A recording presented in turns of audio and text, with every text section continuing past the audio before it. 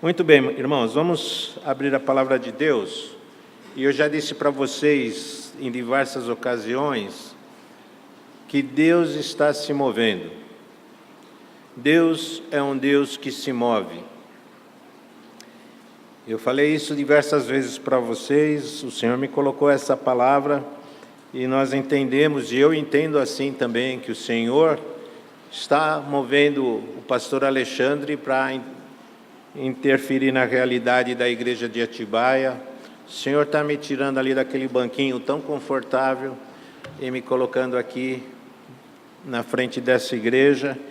E o que eu quero dizer hoje, e a palavra que eu tenho para você hoje, é que o Senhor quer te mover. O Senhor quer te mover. Ele não vai mover a liderança, Ele não vai mover se Ele não tem um plano, uma ação para a igreja.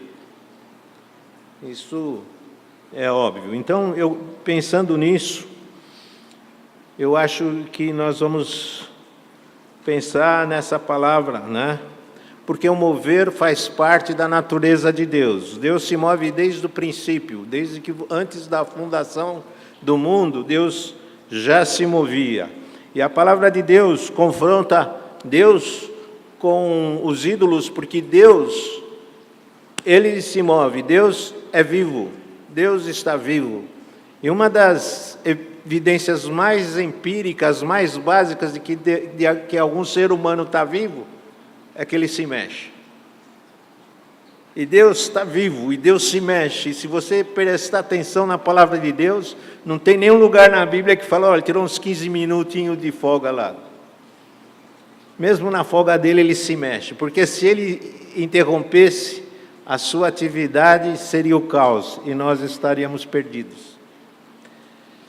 E quando Deus se mexe, Ele mexe o povo dele. E quando Ele mexe o povo dele, Ele remove as dificuldades que tem nesse caminho.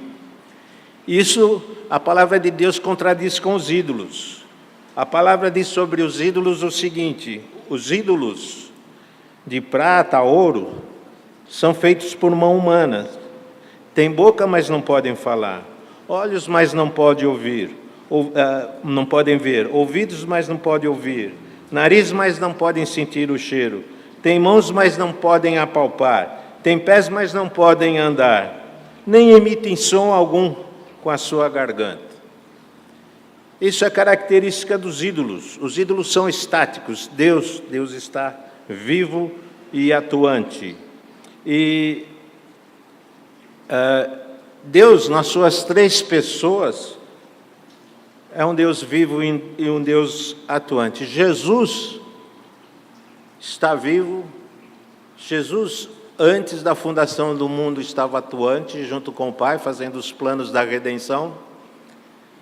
Quando Jesus está na barriga de Maria, Ele está agindo. Quando Ele chega para visitar João Batista lá na casa da prima Isabel, a Maria vai lá, Ele já causa um tremor no João, também na barriga da mãe. Aos 12 anos, a igreja todo ano vinha para Jerusalém, a família de Jesus todo ano vinha para Jerusalém, e Jesus vem para Jerusalém, e Ele está lá também, e são 100 quilômetros de caminhada a pé, ida e volta são 200. E Ele está lá no templo discutindo com os doutores. Mesmo com 2 ou 3 anos, quando veio a perseguição de Herodes para matar os nenéns de Belém, eles fogem para o Egito. E do Egito eles depois, mais tarde, sobem, dão uma volta pelo mar, assim, pela praia, e vão subir lá na frente e saem lá em cima em Nazaré.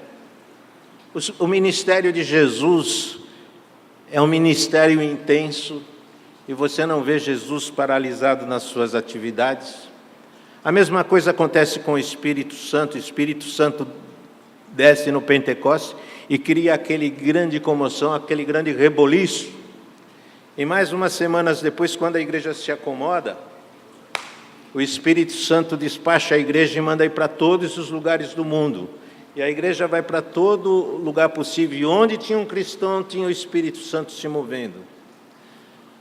Então Deus, nas suas três pessoas, é um Deus de movimento, é um Deus de realização. E Deus hoje está em movimento, e Deus hoje está querendo mexer com a nossa igreja, com a nossa vida. E quando Deus tem uma vontade para a vida do cristão, e o cristão não obedece, ele está atuando como se fosse um fazedor de imagens, um fazedor de ídolos. Porque quando o cristão não obedece à vontade volátil de Deus, esse cristão está congelando Deus, está congelando a vontade de Deus e fazendo desse congelamento um ídolo. Então nós precisamos entender que Deus se move, e quando Deus se move, nós nos movemos. E para meditar nessa manhã, eu gostaria de trazer para vocês, para nós refletirmos num momento icônico do Deus se mover, que é o Êxodo. Nós vamos falar sobre o Êxodo e o movimento de Deus no Êxodo. E depois nós vamos tentar aplicar isso para nós aqui na nossa vida. Eu convido você para abrir a palavra no livro de Números, Números capítulo 9.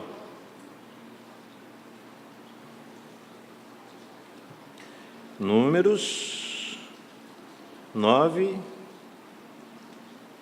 e o verso que nós vamos começar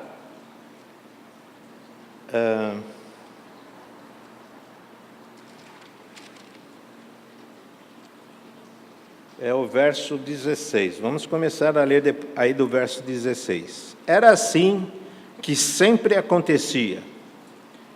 De dia a nuvem os cobria, e de noite tinha aparência de fogo. Sempre que a nuvem se levantava de cima da tenda, os israelitas partiam. No lugar em que a nuvem descia, ali eles ficavam. Conforme a ordem do Senhor, os israelitas partiam. Conforme a ordem do Senhor, acampavam. Enquanto a nuvem estivesse por cima do tabernáculo, eles permaneciam acampados. Enquanto a nuvem ficava sobre o tabernáculo por muito tempo, os israelitas cumpriam suas responsabilidades para com o Senhor e não partiam. Às vezes, a nuvem ficava sobre o tabernáculo poucos dias. Conforme a ordem do Senhor, eles acampavam, e também conforme a ordem do Senhor, eles partiam.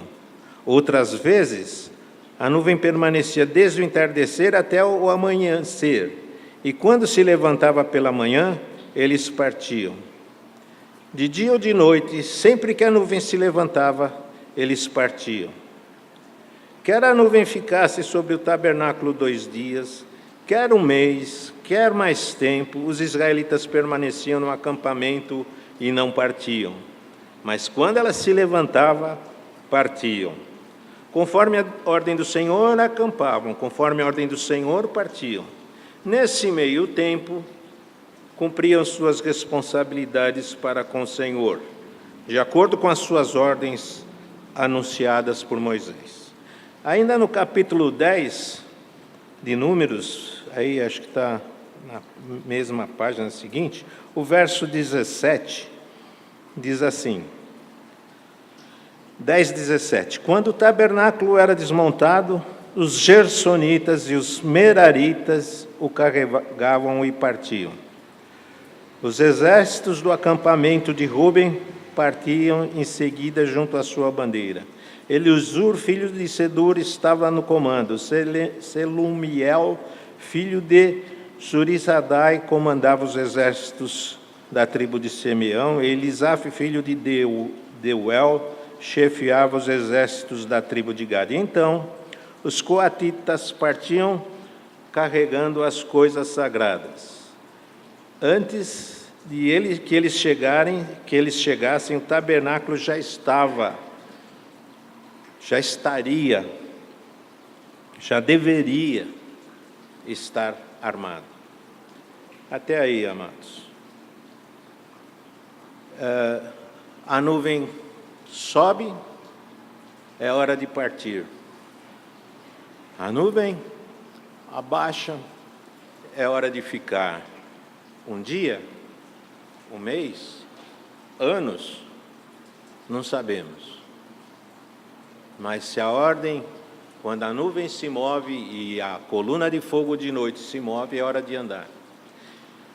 Imagine que esse povo não podia ter muita coisa para carregar, para levar a vida que eles levavam.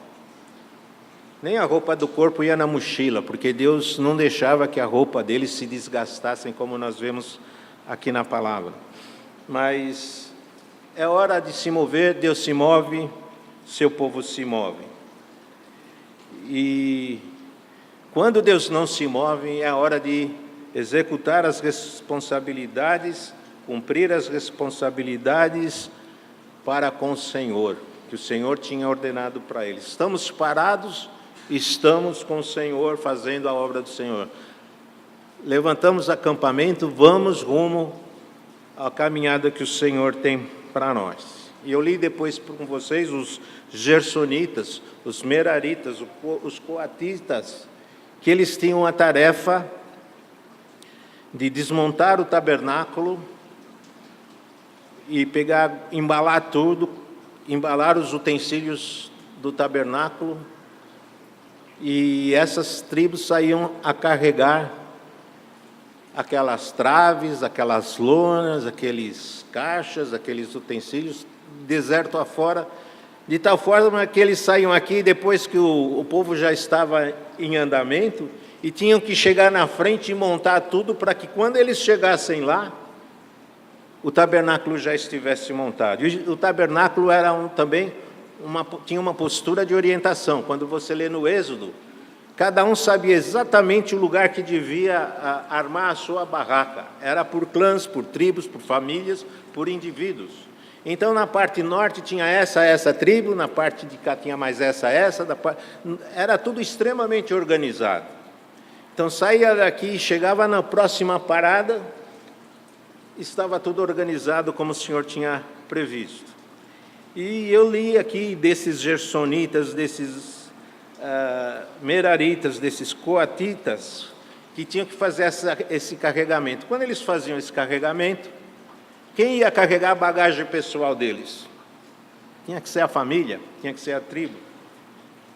Então, o fato deles estarem lançados para a caminhada fazia com que as suas famílias também tinham que dar o respaldo e carregar a bagagem desses também.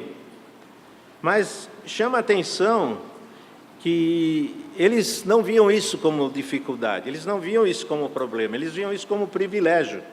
Eu fui escolhido dentro da tribo, dentro do povo de Israel, para carregar os utensílios do templo. Eu fui escolhido pelo povo de Israel para carregar o tabernáculo do Senhor. E eles faziam isso, e eu quero chamar a sua atenção para a atitude deles. Isso é privilégio. O trabalho com as coisas do Senhor tem que ser encarado como privilégio, como coisas que nós fazemos e nos sentimos orgulhosos de estar pertencendo, que Deus nos dá uma oportunidade para servi-lo e fazer alguma coisa para Ele. Observe essa atitude. Jesus olha e diz assim: olha, a colheita é grande e os trabalhadores são poucos. Jesus sabe que os trabalhadores são poucos e que os poucos trabalhadores provocam reação e uma extensão do trabalho deles nas pessoas que estão ao seu lado também. Mas nós precisamos trabalhar com isso, irmãos, porque às vezes, quando a gente fala sobre o trabalho do Senhor, ninguém vai discordar do trabalho do Senhor. É lógico que o trabalho do Senhor foi feito para ser observado, ser obedecido, enfim. Ninguém discorda. Ninguém é contrário a que tem que evangelizar. Quem que vai falar aqui? Jesus mandou, quem que vai falar aqui? Mas às vezes nós percebemos uma certa omissão. Há irmãos que não são contra, mas se omitem, não fazem. E eu estou trazendo essa palavra hoje para você, para te incomodar, como me incomoda, que a nossa atitude, nós não podemos nos esconder dos privilégios que o Senhor tem para nós. Essa semana eu estava conversando com a Alba, que nós já estamos pensando que daqui 2 meses temos a Páscoa. Qual que é o problema da Alba? Que ela tem que preparar um coral. Qual que é o problema dela? É a cantata? Ela falou que aqui debaixo tem um acervo de cantatas imenso aqui nesse caixote aqui. É cantata, não é falta de música. É músico? Não é falta de música. O que falta para fazer uma cantata, fazer um grupo de coral, são cantores. Amado, Deus te dá o dom. Deus te dá um dom. Olha que privilégio. Você tem que agir como um gersonita, né, Gerson? Tem que agir como um coatita. Você tem que encarar o seu dom como um privilégio que Deus te dá para você exercer. Porque se você tem um dom de música, você tem um dom de servir, você tem um dom de pregar, você tem um dom de evangelizar, e não faz isso, você está congelando a vontade do Senhor, e fazendo da vontade do Senhor um ídolo parado, inerte, sem vida.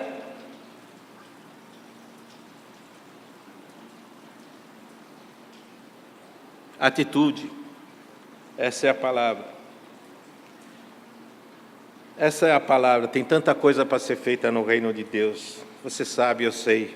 A gente lista, a gente enumera, a gente identifica e a gente fala: por que não estão fazendo? É fácil apontar que não estão fazendo, mas olha, percebe a generalidade da afirmação. Por que não estão fazendo? Deus levantou a nuvem. Nós temos que sair com a nossa mochila nas costas. Há uma próxima parada, até lá nós temos que nos movimentar. É hora de sair do nosso lugar, irmãos. Quero pensar algumas coisas com você sobre o Êxodo. Você conhece o Êxodo, eu conheço muito do Êxodo. A palavra de Deus fala assim, que o Êxodo eles fizeram um recenseamento e tinha 603 mil homens de guerra. 603 mil homens de guerra. Tinha mais 67 mil homens levitas, que cuidavam da parte sacerdotal, da parte religiosa. São 670 mil. Aí, desses, você soma esposas e filhos, somos idosos fora da idade de guerra, forma outras tribos de escravos que estavam no Egito, também pegaram carona na saída de Israel. Estima-se, os estudiosos estimam-se que saíram e caminharam daquele êxodo entre 2 milhões e 3 milhões de pessoas. Você já pensou? Que responsa? Tirar 3 milhões do habitat deles, colocar eles no deserto? Ter que dar comida para essa gente, ter que dar bebida para essa gente, proteger dos inimigos. E a questão de esse povo estacionado lá no deserto, vamos fazer uma conta, vamos arredondar para 2 milhões e meio. Um pouquinho mais, um pouquinho menos, não interessa. É gente da dedéu, não é? É muita gente. E você tem que cuidar. Você imagina de manhã a fila do banheiro. Não é? Imagina o problemão, certo?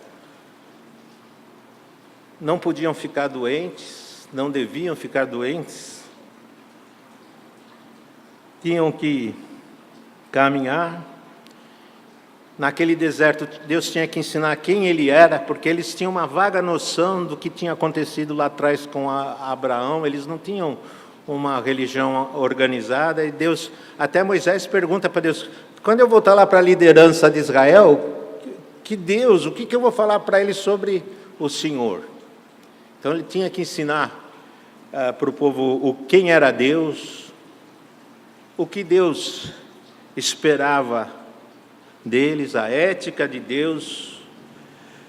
Deus precisava dar-lhes uma religião e construiu aquele tabernáculo, ensinar que ele não era um ídolo e não aceitava a presença de ídolos.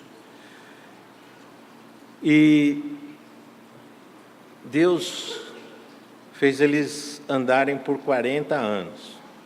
Eu vou pedir para Rebeca se ela consegue colocar um slide aqui na parede. É um mapa.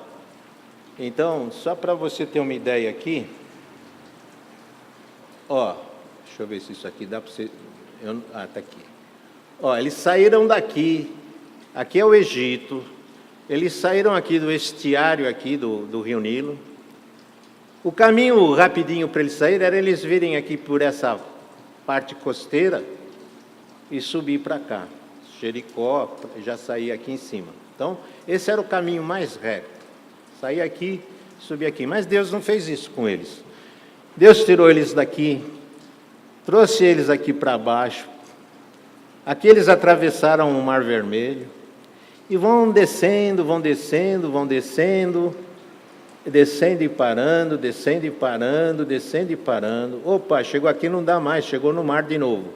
Vamos subindo, vamos subindo, vamos subindo. E aqui é o que mais me impressiona, que eles estão nesse ponto.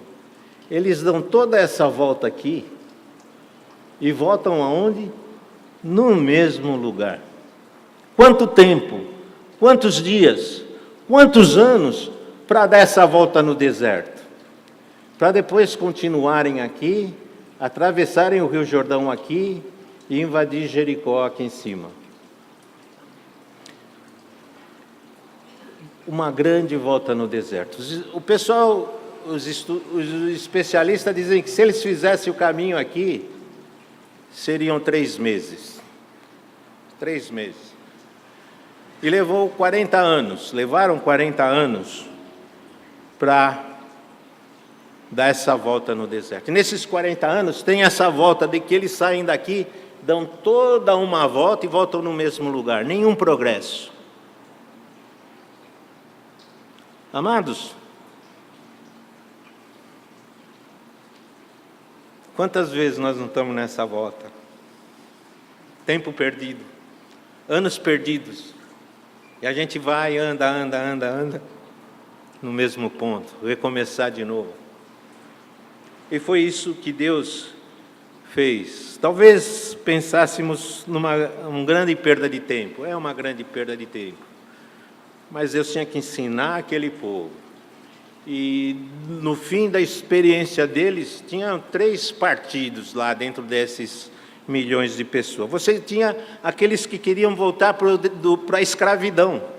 Eles preferiam abandonar a caminhada para a liberdade e voltar. E a palavra de Deus, eu vou ler daqui a pouco para vocês, o motivo era a gula. Ai, que saudade que eu tenho da comida do Egito. Você sacrifica a liberdade por causa de comida. Era o que eles estavam fazendo. Deus punia com doenças terríveis. E tinha aquele rebelde, o Abirão, que chegou a montar uma rebelião, confrontar Moisés, e ele foi engolido com tudo que era seus bens, seus pertences, sua família, tudo foram engolidos por um buraco que se abriu diante dele. Tem aqueles que se acomodaram na vida do deserto. Não, aqui não é tão ruim assim, tem um oásis aqui, tem água todo dia, não precisamos trabalhar nem plantar para colher, o manazinho de leve cai todo dia na nossa mão. O deserto é quente e tal, mas tem essa nuvem, a gente não passa frio, a nossa roupa não se desgasta, beleza. Tem gente que nasceu no deserto e não conhecia nem o Egito da escravidão e nem a terra prometida. Nascer ali, viver ali, tá bom. Era o segundo grupo. E tinha o terceiro time que queria entrar na terra. O Senhor prometeu que vamos entrar na terra, terra prometida, que tem leite e mel lá, produz leite e mel, e nós queremos entrar na terra, custe o que custar. E lá se vão eles deserto afora. Algumas coisas aconteceram no deserto. Algumas dessas coisas eram coisas maravilhosas. Algumas dessas coisas eram coisas terríveis. Deus deu aquelas 10 pragas para eles saírem. Deus fez a travessia deles pelo Mar Vermelho. Deus ensinou, se revelou para eles a sua natureza santa, a sua natureza ética. Deus deu-lhes a religião que Ele queria para eles. Deus deu os 10 mandamentos para eles. Deus deu o tabernáculo. Deus os sacerdotes. Deu o sistema de sacrifícios. E Deus deu o Pentateuco para eles. Tremendas dádivas do Senhor. Mas também ocorreram muitos problemas. De cara a construir um bezerro de ouro, que era o mais perto que eles tinham da religião que eles tinham deixado lá do Egito. Teve como eu disse, essa revolta do Abirão, questionando a liderança de Moisés. Miriam e Arão também questionaram a autoridade de Moisés, achando que eles tinham o mesmo direito de Moisés, e Deus os puniu. Eles tiveram que guerrear os amorreus, porque normalmente eles pediam passagem sem mexer nas nações que ele cruzava o território, não interviriam em nada, só cruzar o território, mas os amorreus não deixaram. Então eles tiveram que guerrear com os amorreus e destruir os amorreus, e sair de lá e não pegar nada, como eles tinham prometido que fariam, porque aquilo não era coisa santa. Atravessaram e negociaram com Moabe, com Amon, com as terras de Edom, para atravessar, e atravessaram a terra. Muitos, como dissemos, viviam presos no passado, e eles punham o Senhor também à prova. Você está com números aí? Números 11, verso de 4 a 6. Números 11, verso de 4 a 6. Um bando de estrangeiros, quer dizer, como eu disse, são tribos que não eram do povo de Israel, que pegaram carona na saída do Egito. Um bando de estrangeiros que havia no meio deles, encheu-se de gula, e até os próprios israelitas tornaram a queixar-se. Veja bem, os estrangeiros influenciaram os israelitas para que eles se queixassem. E diziam: se tivermos carnes para comer, nós nos lembramos dos peixes que comiam de graça no Egito, também dos pepinos, das melancias, dos alhos porós, das cebolas e dos alhos. Mas agora perdemos o apetite, nunca vemos nada a não ser este maná. O Senhor se encheu de ira, o Senhor mandou uma praga sobre eles. Nunca faltou coisa nenhuma para eles no deserto. Neemias fala isso. Volta aí no capítulo 9, verso 20 e 21. Ele fala assim, Neemias, não é aí em Números não, é Neemias. Vamos lá em Neemias. Neemias está fazendo uma avaliação aqui do Êxodo. E aqui, no capítulo 9, verso 20 e 21, Neemias diz assim: deste o teu bom espírito para instruí-los, quer dizer, Deus deu os 10 mandamentos, Deus deu a lei e a presença do Senhor. Não retiveste o teu maná que os alimentava, e deste-lhes água para matar a sede. Durante 40 anos tu os sustentaste no deserto, nada lhes faltou, as roupas deles não se gastaram, nem os seus pés ficaram inchados. 40 anos, no dia a dia, refeições básicas, o Senhor presente com eles. Você imagina o shopping Oasis. Os caras estão lá no Oasis, os comerciantes, eles olham lá, 2,5 milhões de pessoas vindo ali no deserto.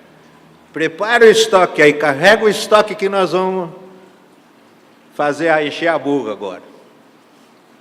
Aí o povo vem, passa. Nenhuma comprinha, uma sandalinha. Não vai na praça de alimentação. Não faltou nada para eles, irmãos. 40 anos, Deus cuidando das necessidades básicas. E ali Deus revela a sua essência para eles. E assim como que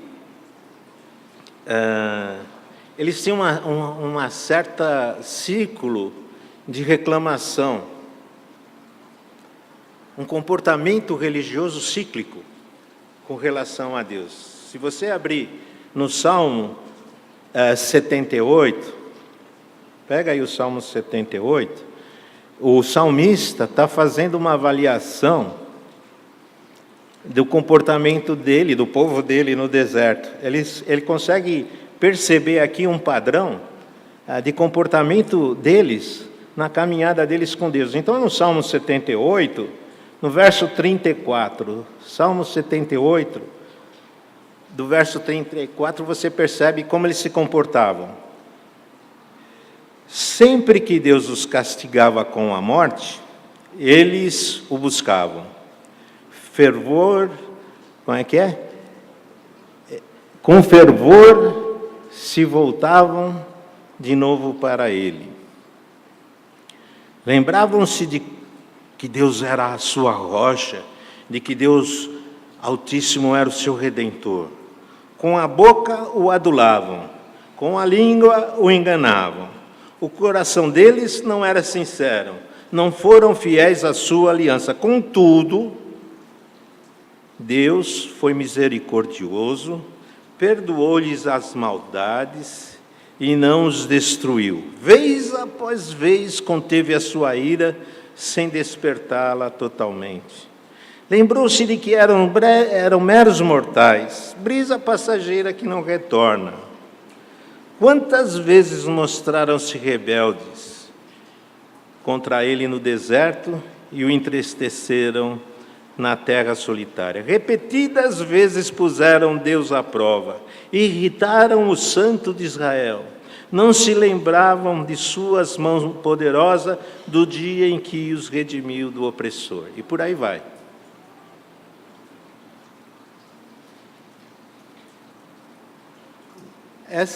Esse comportamento não é estranho, né?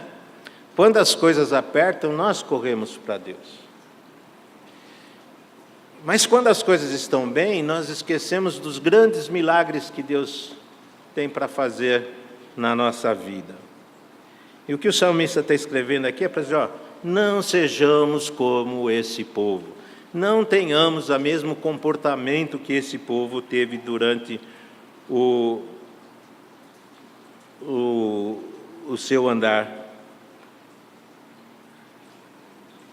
A palavra nos diz assim, que Deus não nos trata conforme os nossos pecados, nem nos retribui conforme as nossas iniquidades. Por quê?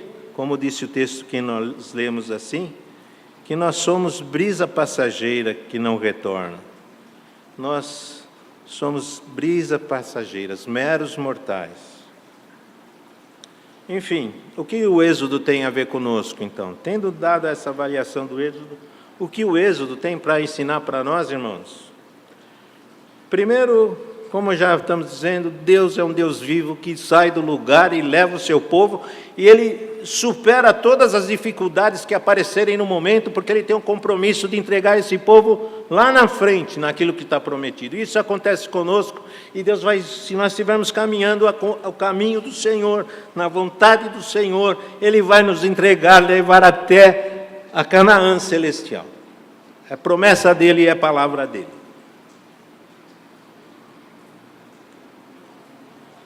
Mas será que está certo a gente espiritualizar o Êxodo para a nossa vida espiritual? Talvez você tenha essa questão. Eu tive essa questão, por que não? E eu vou dizer, e a resposta é sim. Nós podemos espiritualizar para um Êxodo espiritual, porque Jesus fez isso. Jesus disse assim, sobre o templo, Ele disse, destruir esse templo, e o templo era a cópia exata do tabernáculo, a planta do templo era planta do tabernáculo, e Jesus disse o quê? Destruir esse templo e em 3 dias eu restaurarei.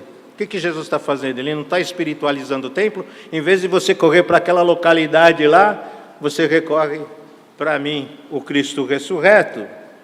Jesus falou, eu sou o sacrifício definitivo. O que Ele está dizendo? que, como diz o Hebreus, as coisas lá do Antigo Testamento são sombras de realidades, que ele, Jesus, é a realidade. Então, quando ele é o sacrifício definitivo, ele está espiritualizando? Sim, ele está espiritualizando aquela matança de animais que acontecia lá. Quando ele fala que ele é o sumo sacerdote que está intercedendo 24 horas por nós diante do trono de graça, sim, ele está espiritualizando o sacerdócio que foi criado lá. E quando ele fala que ele é o maná que desceu do céu e para sobrepor o maná que Moisés anunciou e o povo usufruiu durante 40 anos, sim, ele está espiritualizando o maná. Quando ele fala que ele é a água da vida e que quem beber dele do seu interior transbordará rios de água da vida, sim, ele está espiritualizando a água que brotava da rocha e tinha que brotar, porque senão causava o caos diante do povo.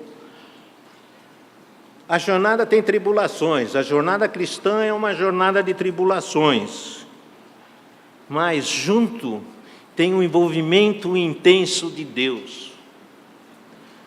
Se nós estamos caminhando na caminhada de Deus, há um envolvimento intenso de Deus nessa realização. Os milagres vão acontecer, as intervenções divinas têm que acontecer, porque o plano é de Deus, não é nosso, irmão.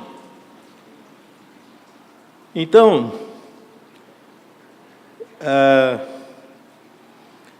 quando Deus nos move, e aí está, a nuvem levantou, irmãos. Quando Deus nos move, é porque Ele quer nos tirar do lugar.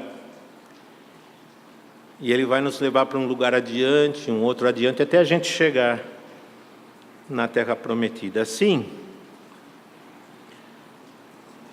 não tenha medo. Ponha-se em movimento nas mãos do Senhor. Não resista, não fica quietinho no teu canto. Não diz que você concorda e não faz nada. Se você não concorda, fala. Está errado, eu não acho que tem que ser assim, mas fala. E a gente vai estudar, vai te ouvir, vai ver por quê. Mas não fala que você... Não fica quietinho no teu canto, que é o pior dos mundos. Nós temos que andar, a nuvem subiu, e seja um servo obediente. Fora da nuvem. Se você pisar fora da nuvem, está um sol escaldante, está um sol abrasador, está uma areia, uma secura. Não fique fora da nuvem, é na nuvem que você tem que caminhar. Se você estiver fora da coluna de fogo que tinha no lugar da nuvem durante a noite, ali tem trevas, ali tem frio, ali tem solidão, ali tem assaltantes, ali tem predadores. Não fique fora da coluna de fogo. E a caminhada é de dia e de noite. De manhã a nuvem, de noite e não tinha hora de dormir. Só na hora que a nuvem baixava que o povo parava para descansar. Mas eles caminhavam de dia debaixo da nuvem, de noite debaixo dessa coluna de fogo e vamos embora até a nuvem baixar. A nuvem baixava, nós parávamos. A nuvem levantava, era hora de partir. Não foi isso que nós lemos aqui, a narrativa? Quando Deus se move, Ele leva o seu povo. E no contexto da igreja, quando Deus se move, nós nos moveremos sendo o seu povo. Nós não devemos congelar a vontade do Senhor e fazer dessa vontade um ídolo para ser adorado. Amado, você na igreja de Cristo não é livre, você não tem escolha. Você é povo de Deus, você foi chamado para ser da igreja, não é para fazer o que quiser, é para fazer a vontade do Senhor. Você é um membro, uma das peças de um corpo que é o corpo de Cristo, e é nesse corpo que você deve e tem que se mover. Às vezes a gente esquece disso, não é verdade? A gente põe a vontade da gente individual acima da vontade do corpo, a vontade do que Cristo quer fazer. Não desaponte o seu libertador, tá certo? Os inimigos, sabe quem que era o pior inimigo do povo hebreu naquele deserto? O pior inimigo deles foram eles mesmos. Ao desobedecer Deus, foi debaixo daquela nuvem, ao desobedecer Deus ali, eles mesmos perderam o direito de entrar na terra e tiveram que morrer naquele deserto. Então, você tem que ter esse conflito dentro de você. Você não pode aceitar essa condição dentro de você, estando debaixo da nuvem, que é o corpo de Cristo. Israel fechou-se em si mesmo. Não deu certo. Deus corrigiu esse rumo, colocando Jesus Cristo e a igreja. Israel se interiorizou. A igreja, Deus fez assim, ó, vai para todo mundo, vai para todo mundo, vai para fora, não fique olhando aqui dentro, não fique achando, que bonito esse templo, que legal foi aquele coral. Não é isso, não é isso. Deus quer nos movimentar. Estou terminando. Palavra do Senhor. Hoje, se ouvirem a sua voz, não endureçam o coração, como lá na rebelião do deserto, onde os seus antepassados me tentaram, pondo-me à prova, apesar de durante 40 anos terem visto o que eu fiz.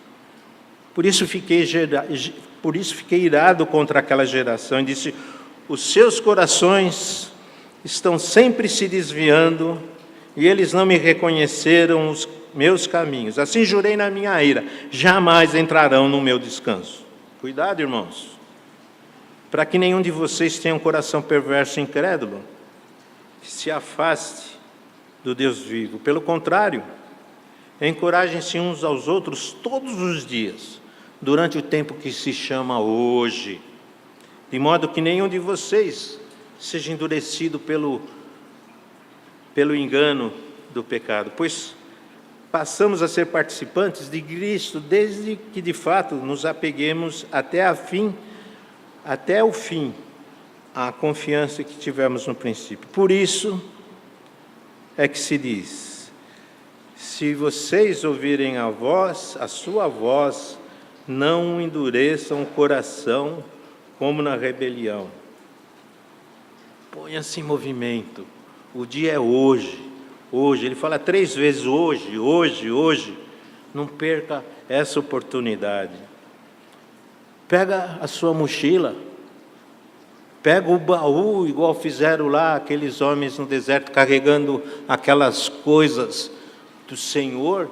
E eles tinham que sair atrás e chegar na frente e montar à frente, para que quando o bando todo chegasse, a referência, que era o tabernáculo, já estivesse montado. Amados, fora do sol, calor e secura, fora da coluna de fogo, trevas, solidão, frio, assaltantes, mas debaixo da nuvem está o Senhor vivo, ativo, dando bênçãos, fazendo conquistas, vitórias a serem alcançadas, vida plena, lavar, renovador e regenerador do Espírito Santo. Isso está debaixo da nuvem. Não desperdice a oportunidade.